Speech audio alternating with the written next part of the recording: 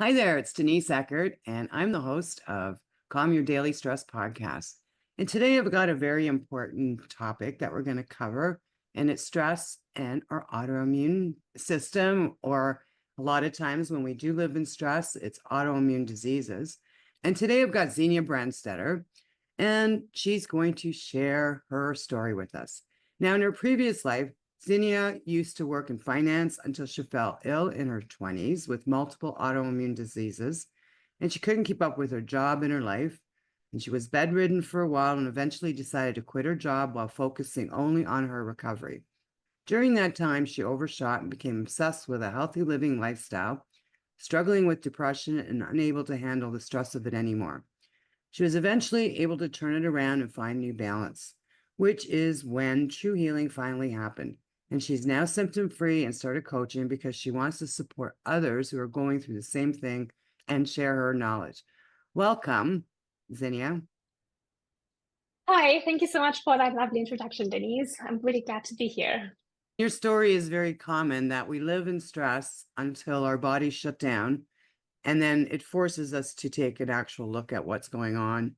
And I used to work in corporate, I used to work in conferences, and I was bedridden. I would jump up and do the same thing again and again and again.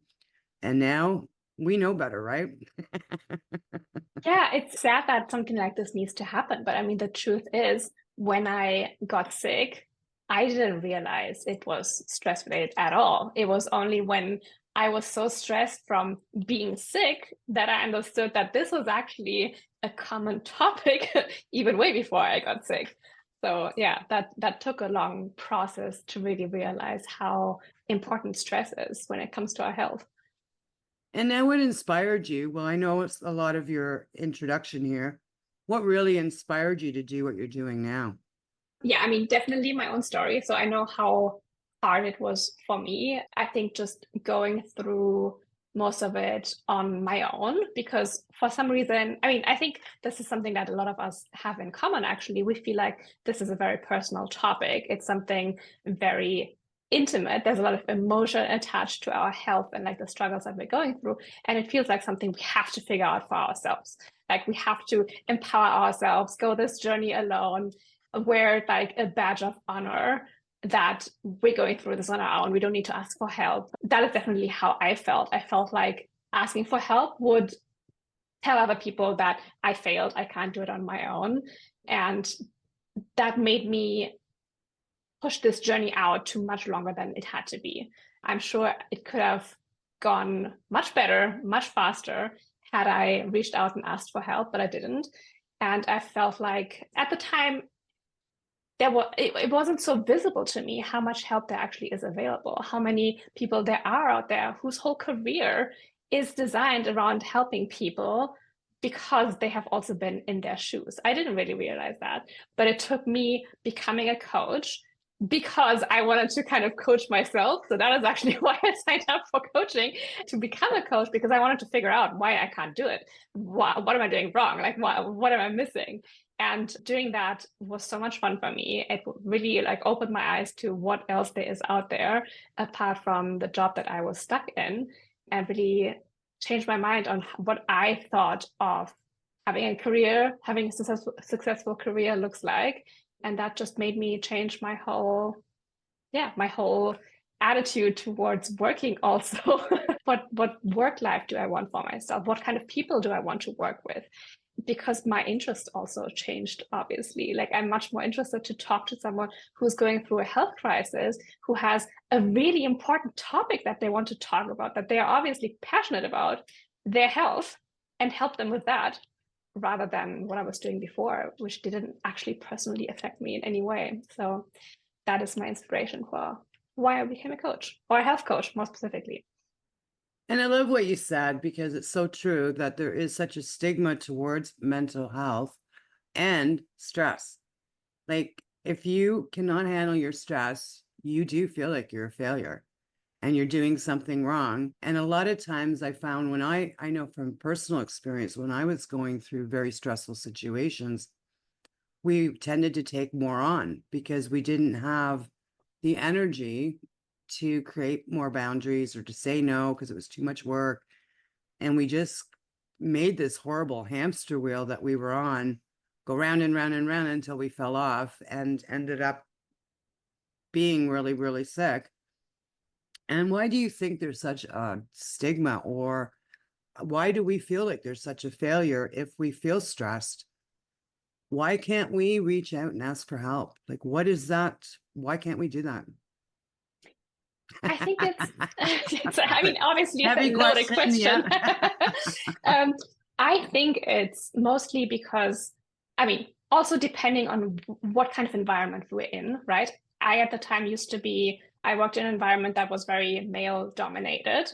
So you don't want to make yourself vulnerable. You don't want to show that you can't keep up.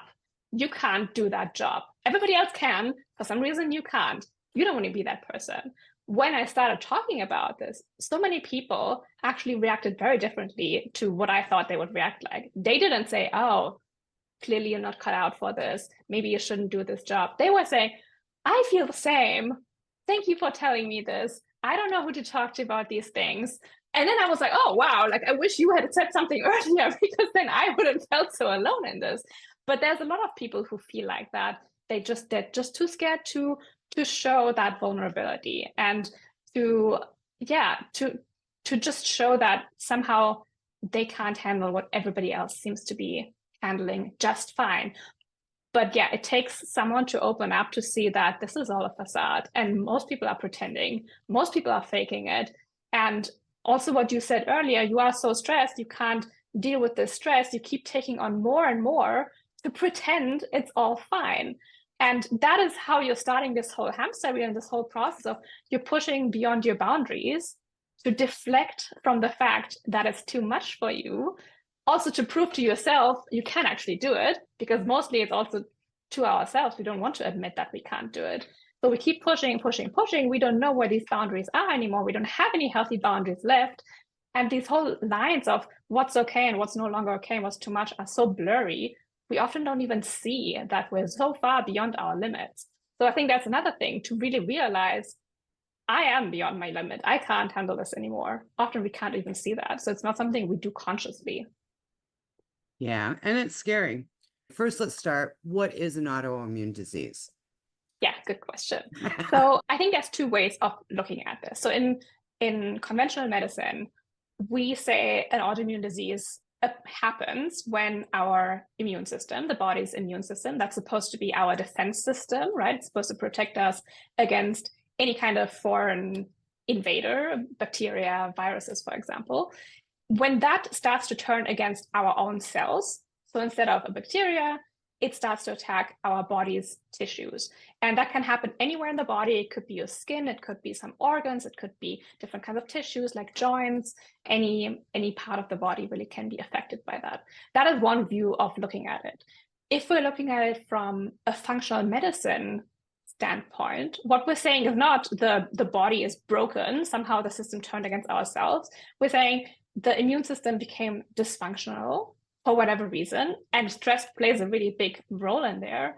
And the immune system can't decide anymore what is foreign and what is actually my own cells. So it's not that the immune system suddenly is your enemy and attacks you, but it's like it's so overwhelmed that it just shoots this way and that way, and somehow in the crossfire, you also get hurt.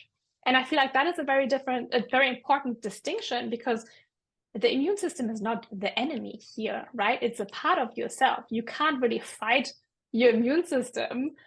Like, that's just counterintuitive. You don't want to hurt the part of yourself that is misguided, right? Somehow you want to support the immune system, repair it so it can function properly again. And I think that also takes a big mindset shift, how you look at your disease, because when we have something that isn't supposed to be there, like a virus, like any kind of infection, for example, but it could also apply to something like a tumor, right? Something that isn't supposed to be there, that is a clear enemy. We want to fight that part. We don't want that to be there. With an autoimmune disease, it's just yourself. It's just your body.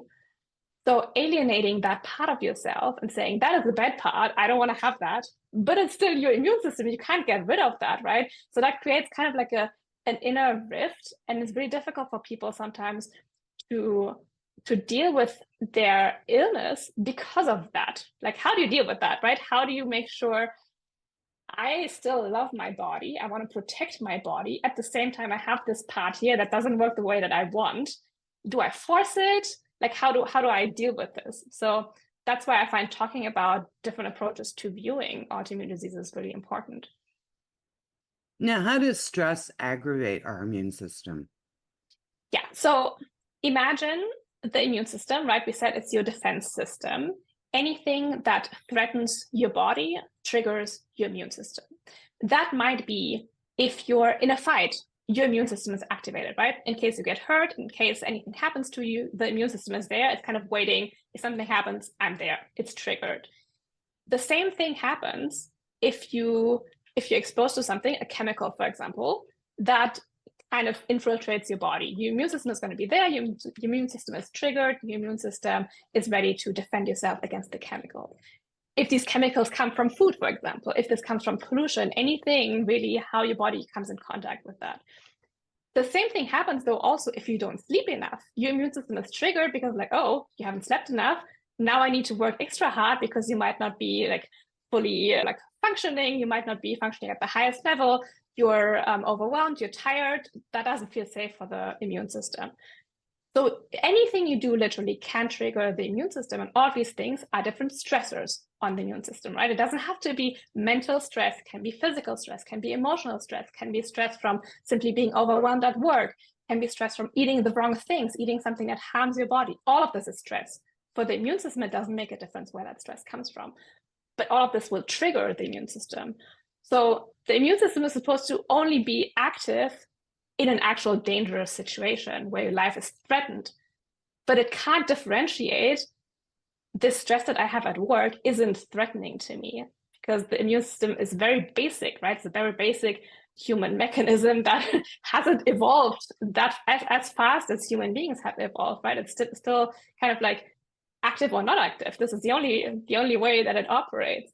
So in today's world, anything we do, anything that gives us stress will trigger the immune system. And it's not made to deal with that kind of stress. So it becomes overwhelmed because it's constantly triggered and it doesn't have time to calm down again, to repair itself, also to regroup and get some energy again. It's always fighting on all different kinds of fronts. It can't calm down. How would it not become dysfunctional? Like it's just like anything else, any kind of machine that you have running at 150% of its capacity all day long, the machine breaks eventually, right? So it can't be a surprise that then for some people, the immune system doesn't work at all anymore. It doesn't protect them anymore. It becomes kind of downregulated. That is, for example, when we have something with dealing with cancer, where the immune system isn't active enough to fight these cells that aren't supposed to be there, right? It can go this way, or it can go the other way, where the immune system is too active. It fights everything. Somehow it also fights your own cells. So that's the connection with stress there. It's the main trigger for the immune system. I love that you compared it to fight. That your immune system is sort of just on the sidelines waiting for this fight to happen. And in our day and age now, I mean, we can get an email, we can watch the news, or it's not even the phone calls anymore, but it's emails that you can get that trigger us to be upset. And right away, our body reacts, our stress is up, our immune system is up, because it almost feels like we're always in a fight. And we're always exposed to something that's upsetting. And there is no way of saying, okay, brain, okay, autoimmune system, this is not life-threatening to me. I'm just watching this on the sidelines. How do you go around that? Yeah, so I have a perfect example for that. I just had lunch with my sister, for example, who is currently working in a doctor's practice. And she was telling me that she had a call with a patient who wanted an appointment and he couldn't get it fast enough. So he started yelling at her on the phone. She was trying to stay calm, but if someone yells at you, that feels threatening, right? So after the call, of course, her heart rate was elevated. She was kind of sweating. It felt stressful. So even though you're not actually being threatened, your body doesn't react that way. For your body, this still feels threatening when someone yells at you, right? When someone is saying hurtful things to you, that is triggering for the immune system because, again, the body doesn't feel safe in that situation. So it's little things like this that we're often not even aware of that make our immune system be active because the body doesn't feel safe. So how do you deal with that, right? I mean, how do you manage really any kind of this stress? So that's a really big question. And I think there's usually two things to it, right? Either you deal with the stressor or you deal with your response to the stress. And if we look at the stressor first, there's really only so much you can do about the stressor because it's something you often can't control, right? If there is stress in your life that you can cut out, perfect. Do that immediately. You don't want to have any of the stress that you don't need. But what do you do with all the stress that you can't cut out? Like, you can't just hang up the phone when someone becomes threatening, right? Like that is something you might have to deal with. You might have a stressful commute to work every single time. The solution is not you can't go to work anymore. So then what do you do with your response to that stress? And there's different things that you can do with that, right? And so when I work with my clients, usually what I have them do is a stress journal for a couple of weeks, maybe the first week, maybe 2 weeks, depending on how that goes. So first of all, they become aware and observe where different stress comes from in their life. Because often we don't know, right? Like with that phone call, it's not something she would have said at the end of the day, oh, this was very stressful, this was a tiny thing.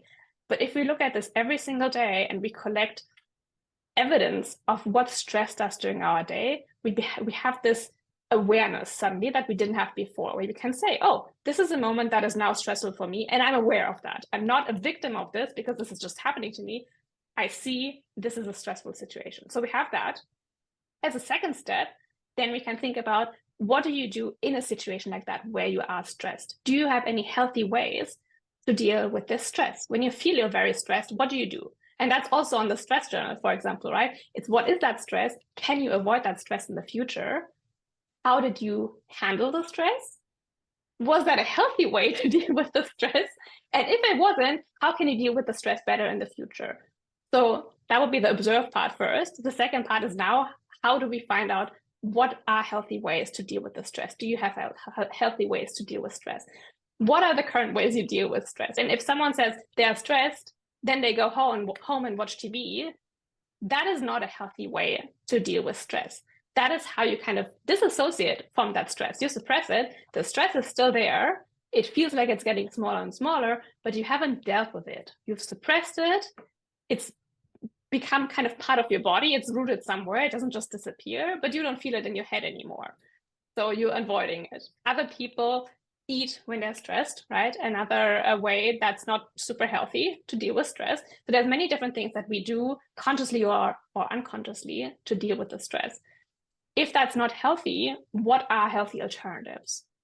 Could you go for a walk when you're stressed? Moving helps a lot because, like I said earlier, when we experience a stress, but we're not dealing with it immediately, it kind of sits in our body somewhere. So stress can just manifest as different symptoms also of your disease. It can manifest as tension in your body. So moving a little bit, stretching, going for a walk, going for like a yoga class is perfect because you're not doing something super stressful most of the time, but you're stretching, you're moving your body, you're releasing that tension.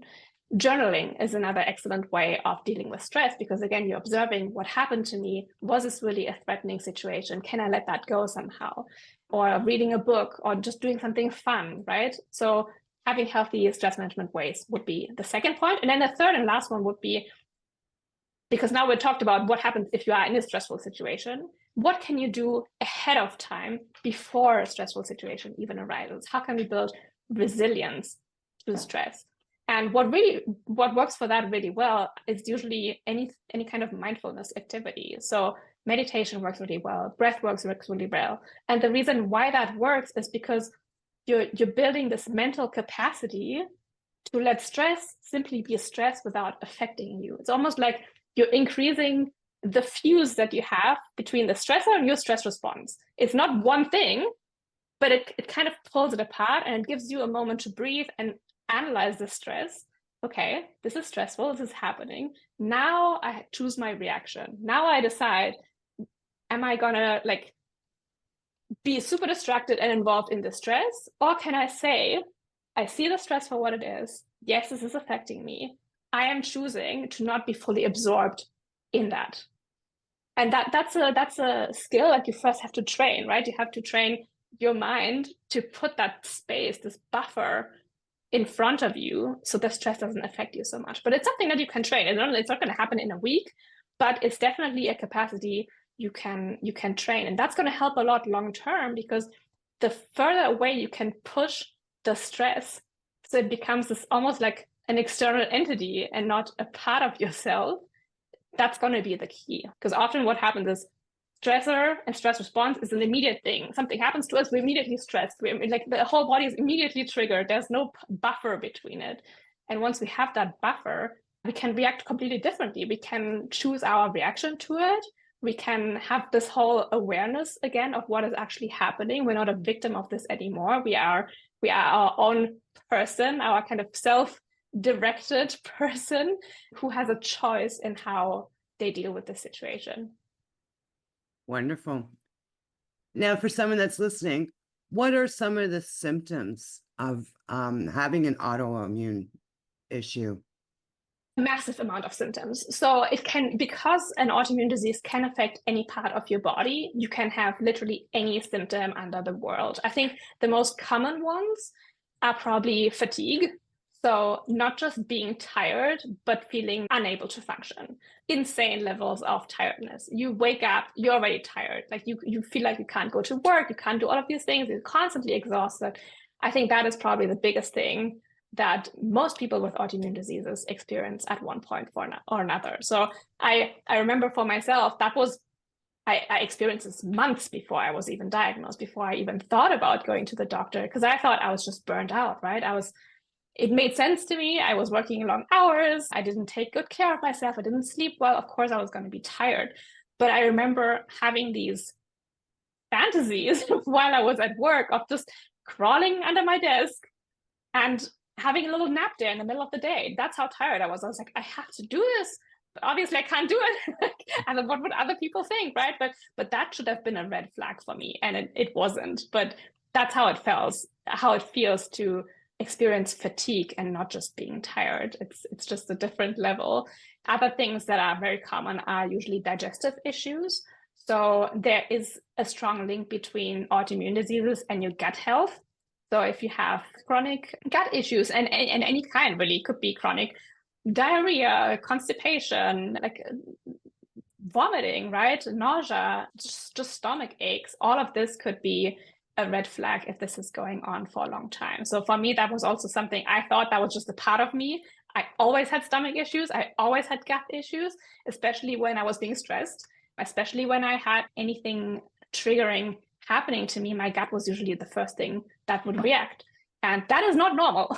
And I thought it was normal, right? This was happening all the time since my childhood. It's not normal. So if that is something happening to you, I would ask some questions. Yeah, those two are probably the most common across all autoimmune diseases. Many have skin issues, like any kind of rashes, redness, itching. That could be a giveaway. Pains. Many autoimmune diseases come with pains, unfortunately. That could be specific pains, like located in specific areas of your bodies, like joints or specific organs. So for me, I have autoimmune hepatitis, which is autoimmune inflammation of the liver. So when your liver hurts, that's already pretty late to then there's already stuff going on there. So for me, my liver didn't hurt at the time, but it was definitely already there. So when your organs start hurting, that is definitely a red flag and something to take seriously. I also have Crohn's disease, which is an autoimmune issue of the gut, or could be the whole digestive system. For me, it was the gut. There, the pain comes much faster. It's much more acute than with the liver, for example. I also have primary biliary cirrhosis, PBC, which is an autoimmune condition of the gallbladder.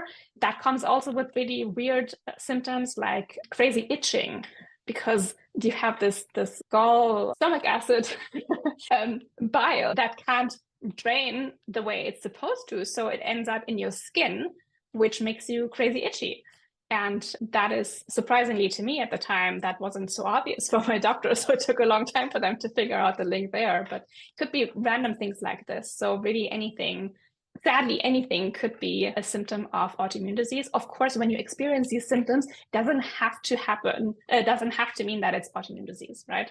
So they could also be related to anything else, but that does make it very complicated to also diagnose autoimmune diseases, because even if you get your blood work done, it's not black and white. There isn't a checklist where they say, yes, yes, yes, you have this, it's an autoimmune disease. Often they have to say, what is it not?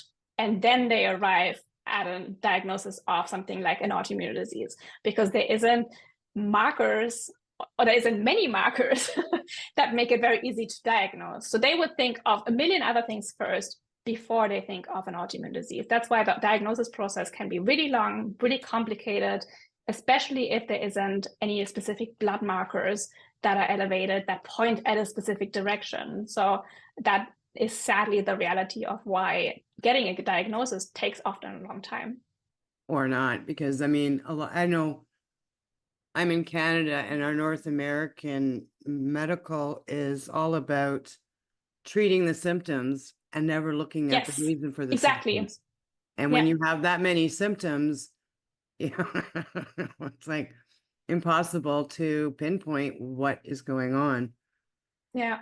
It does take a really good doctor to look beyond the symptoms, and also to look at all of the symptoms you're having, and not maybe the one symptom you're having that falls within their niche. That is also sadly the truth, because our medical system is so fragmented.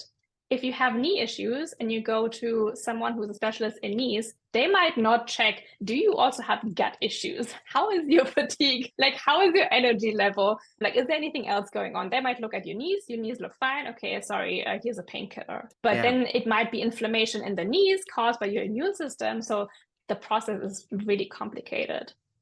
Absolutely. So I understand you have a roadmap that you're able to give people for free today. Can you talk about that? Yeah. Yes. So for me, it's very important that anyone who wants to really work on their health can do that, and they have a place to start, because there is so much information out there that is really confusing for people. Where do I even start? Where do I begin? What is the process? What are the different things I have to think about? So what I put together is a document that has all the steps that I did. And it's literally one by one. This is how I did it. This is how I went through the process. At this point, did I do this? At this point, did I do that? Because when I talk to people, often they're like, oh, I want to do this thing. And I don't recommend this is where they start. Like diet, for example, is one of the favorites. Everybody wants to start with diet, but it's not a good place to start. And there's many reasons for that. But that is why I have laid out a roadmap that I work through with my clients. But you don't have to be a client of mine to look at this. So if you want to do it all by yourself, if you want to do it all on your own, you can download this document on my website. I'm sure we can drop the link somewhere. And it's basically step by step the different things that I recommend, because they worked for me, they work for my clients, how you approach this whole autoimmune healing journey. And it comes with a little 1-week email series also, where there's a little bit more information. So exactly what all the different points mean. And it's not overwhelming. It's drawn out over a couple of days. And hopefully that's helpful. That sounds amazing. So yes, wherever you're watching or listening to this, I will be putting the links there. Well, thank you so much for your time today. Now, do you have your final words of wisdom for the audience today? Final words of wisdom. I didn't prepare for this. I think we talked a lot about stress today, right? And for me, looking back, the biggest stressor in this whole autoimmune healing journey was really doing the right things and doing everything that I can. And you're constantly stressed about, am I doing this right? Did I eat the wrong thing today? And like, is there anything else that I can do? Am I missing anything? So these things that we do because we want to help ourselves, we want to get better, right? This is like supposed to be the good stress, the stress that motivates us and drives us. That was the worst for me. That killed me. And it made the whole thing so much harder, because I was trying to do it so perfect. And I was trying to do all the right things. And when I stopped and just took a step back and thought about, what am I actually doing to myself? Is this what I'm doing right now actually helping me? And it really wasn't. I was just driving myself into the ground, making everything so much worse for myself. So the best thing we can often do sometimes is not do all of the things. And when you look at the roadmap, for example, there's a lot of things on there. And the reason why I put this in a roadmap format is because it doesn't have to happen all at once. You have to pick one place to start, and that is enough. That is the only thing you have to do. You have to do one thing at a time. Don't look at a million things. Don't listen to the podcast and think about, I have so much stress in my life. How am I going to cut out this and this and this? And I have to meditate now, and I have to journal now, and I have to go for a walk. No, you don't have to do this. Do one thing that brings you a little bit of peace, a little bit of quiet, that takes a little bit of stress off your plate. And it's going to be 100 times better than doing the 5 things that you found out on Instagram that someone told you that are going to improve your health. The less you do, the better it often is, especially for something that is related to stress, because all of the things you add to your plate are always going to add stress.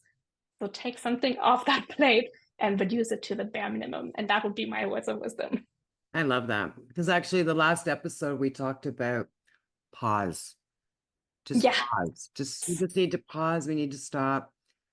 And as you said, like, if you start jumping from one thing to another and trying to do as much as possible, you're really creating a new stress. Yeah. It's so true. But that's the world we live in, right? Yeah. And you want to do it for the right reasons, right? But it's too much is just too much. And doing less is, I mean, it's a cliche, right? But doing less is often more, especially with a chronic health condition. So yeah. Thank you so much for your time today. And leaving you a gentle reminder to slow down and enjoy life. And I'll be putting Xenia's information everywhere. So if you have any questions, please reach out and ask her. And I'll see you in the next episode.